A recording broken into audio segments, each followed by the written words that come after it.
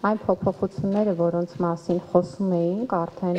2 տարի շարունակ եւ որոնք որ տեղի էին ունենում,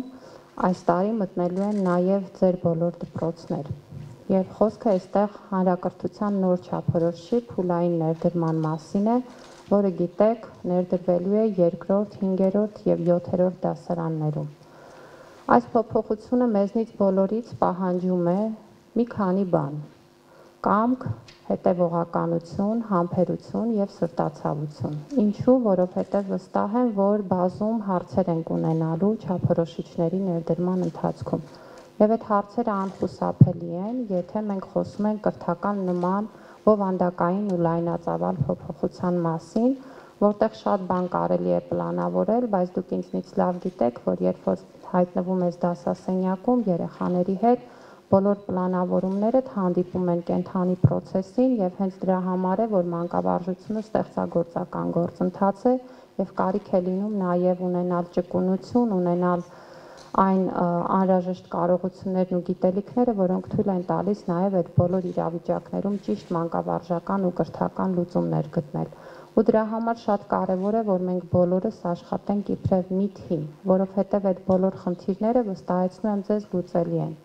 Մենք 2 տարի Տավուշի մարզում փորձարկման ընթացքում տեսել ենք այդ բոլոր փոփոխությունների ընթացքը, դրա համար այսպես վստահորեն ասում ենք, որ խնդիրներ լինելու են, բայց նաև նույնքան վստահությամբ ասում ենք, որ այդ խնդիրները հաղթահարելի են, որտեղ տեսել ենք, թե ինչպես են մարդիկ գնում այդ ճանապարհով եւ հետեւողական համատեղ աշխատանքով նաև հասնում արդյունքների։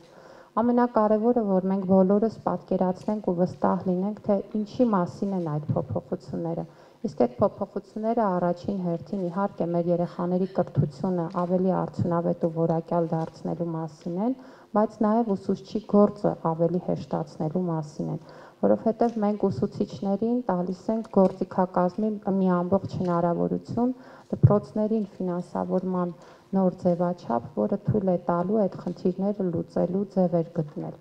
Եվ այստեղ պետք է կարողանանք ճիշտ պլանավորել ու հասկանալ, որ գործիքները ինչպես օգտագործել, ինչ է նշանակում կիրառել նախագծային ուսուցումը, ինչպես է դա դրսևորվելու դպրոցի ուսումնական պլանում, ինչպես է իրականացվելու վճարումը, ինչպես է բովանդակային առումով կազմավորվելու նախագիծը, ինչ թեմաներ կարող են լինել, ինչ առանձնահատկություններ կարող են լինել, բազում հարցեր են առաջանալու, բայց այստեղ են մեր թիմի բոլոր անդամները եւ տարվա ընթացքում նույնպես լինելու են ձեր կողքին, որպեսզի բոլոր այդ հարցերին, եթե նույնիսկ այսօր գնում ենք եւ հետո մեր մոտ լրացուցիչ հարցեր են առաջանում, կարողանանք նաեւ միասին այդ պատասխանները գտնել։ Նոր չափորոշիչները նշանակում են նաեւ նոր դասագրքեր։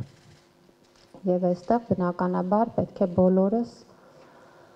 հասկանանք, որ մեր երկիրը մի իրավիճակում էր, որ տևական ժամանակ նոր դասագրքեր մենք չենք ունեցել։ Ինչ է սա նշանակում։ Սա նշանակում է նաև, որ մեր մոտ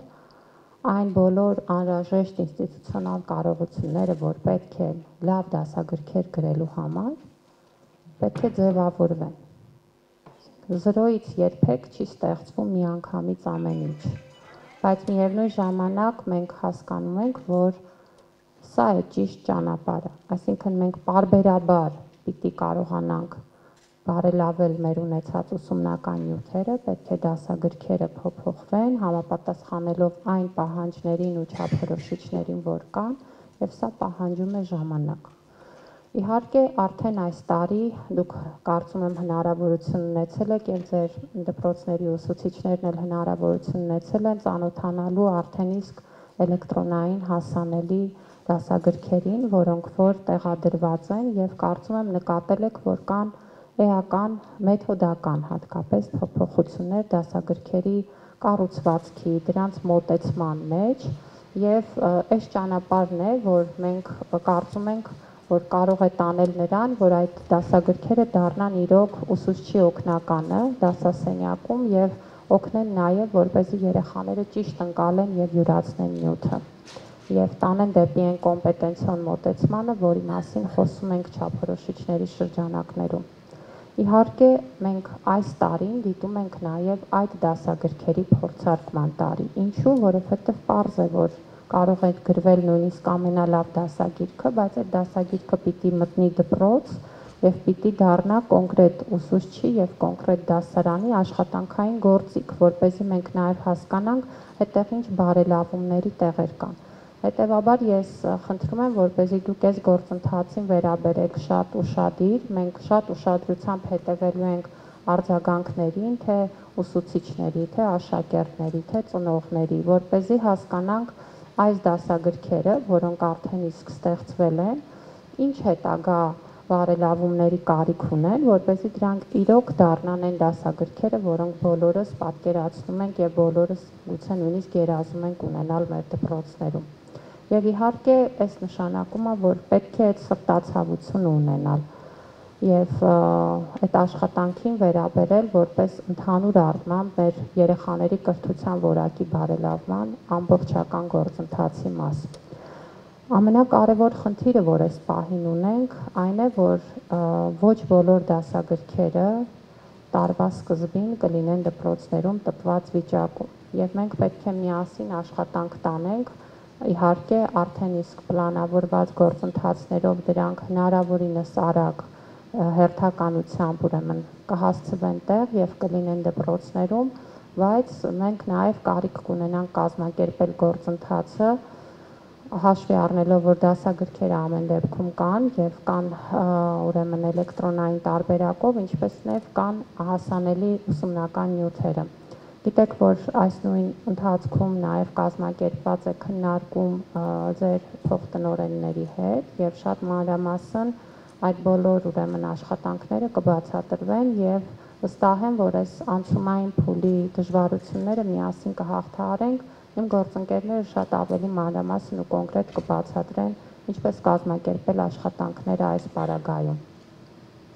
Բայց սա էլ կարծում եմ, հաշվի առնելով, թե մենք ինչ մեծ փոփոխության մասին ենք խոսում, մի ժամանակավոր ուրեմն բարդություն է, որը արժի հաղթահարել, քան թե գործել են իներցիոն սկզբունքներով, որ ունեինք։ Իսկ փոփոխություններ բավականին շատ են եղել դասագրքերի մասով, մասնավորապես մենք երբ որ կիսեցինք մրցույթները եւ այս տարի գործընթացը իրականացրեցինք նոր ձևաչափով, պարզ դարձավ, որ դաշտում հայտնվեցին նոր խմբեր, որոնք դասագրքեր են գրում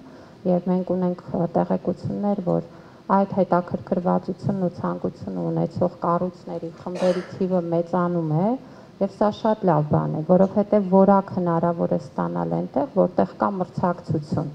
Եվ մենք բոլորս տեսնում էինք այն վատ գործընթացի ուղիղ ազդեցությունը, երբ որ ամեն ինչ նախապես որոշված է, թե ով որ գիրքն է գրում, ով ինչպես է գրում եւ որ գրքից քանի հատ ենք պատվիրում։ Բնականաբար այս պարագայում հուսալ, որ բարելավումների եւ գործընթացի որակական փոփոխություն կունենանք, հնարավոր չէ։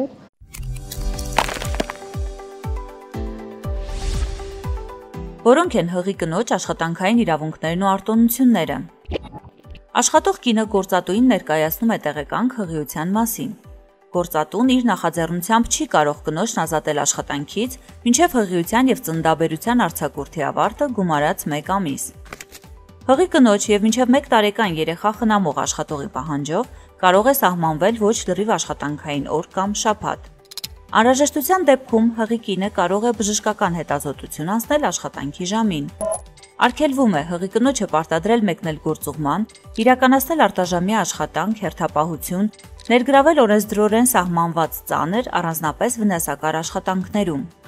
Վտանգավոր գործոնների վերացման հնարավորություն չունենալու դեպքում գործատուն պարտավոր է կնոջը նրա համաձայնությամբ փոխադրել այլ աշխատանքի կամ տրամադրել լրացուցիչ վճարովի արձակուրդ։ Աշխատող կանանց տրամադրվում է 140 օր արձակուրդ, որից 70-ը հղիության եւ 70-ը ծննդաբերության։ Բարդ ծննդաբերության դեպքում հատկացվում է 155 օր արձակուրդ, որից 70-ը հղիության եւ 85-ը ծննդաբերության։ Միաժամանակ մեկից ավելի երեխաներ ունենալու դեպքում տրամադրվում է 180 օր արձակուրդ, որից 70 օրը հղիության, 110 օրը ծննդաբերության։ Նորածին որդեգրած կամ խնամակալ նշանակված, ինչպես նաև փոխնակ մոր միջոցով երեխա ունեցած աշխատողին, երեխայի կենսաբանական մորը տրամադրվում է արձակուրդ երեխայի ծնվելու օրվանից մինչև 70 օրական դառնալը։ 2 եւ ավելի երեխայի դեպքում Արձակուրդը տրամադրվում է մինչև նորածինների 110 օրական դառնալը։ Երեխայի ծննդից հետո 30 օրվա ընթացքում երեխայի հայրը ևս կարող է հնգօրյա վճարովի արձակուրդ վերցնել։